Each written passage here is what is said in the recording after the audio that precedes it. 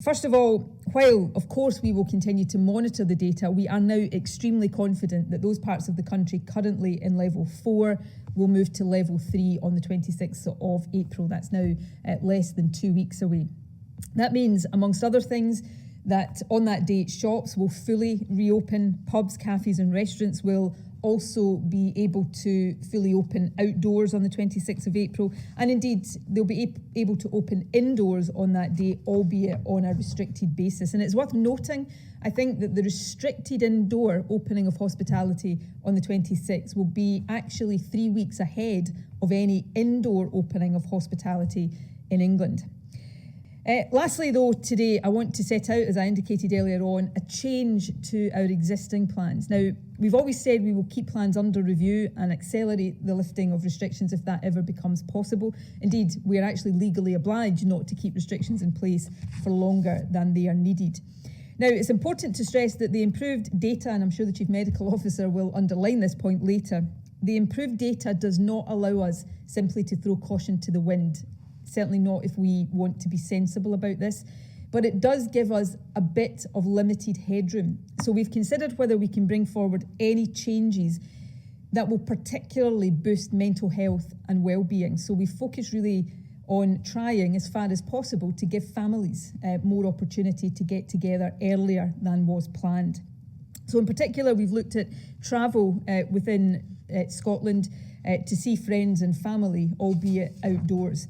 At the moment, we can't leave our own local authority areas except for an essential purpose, and that rule was due to remain in place until the 26th of April. But the data allows us to make a change to this earlier than that. So from Friday, that's Friday this week, the 16th of April, we will all be able to travel anywhere within Scotland for the purposes of outdoor socialising, recreation or informal exercise. And we are also able to relax the rules for meeting people outdoors again from Friday this week. At the moment, a maximum of 4 adults from 2 households are permitted to meet outdoors. From Friday onwards, that will change to 6 adults from up to 6 households. So that's quite a significant relaxation of that outdoor meeting limit.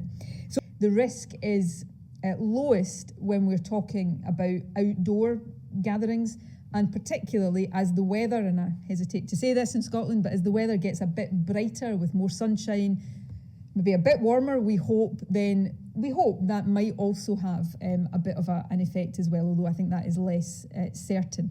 So the least there's no zero risk things we do in the face of an infectious virus, but the least risky thing we can do is open up outdoor. And that's why we do these things first. It's why we allow more easing outdoors, and particularly when we're looking at people's well-being and mental health, because remember, there's an impact of keeping people apart as well, that we've chosen to focus on outdoor and on family contact first, because I think at this stage in the whole journey, that probably is what people are missing most. But nothing here is risk-free and won't be as long as we're dealing with this virus.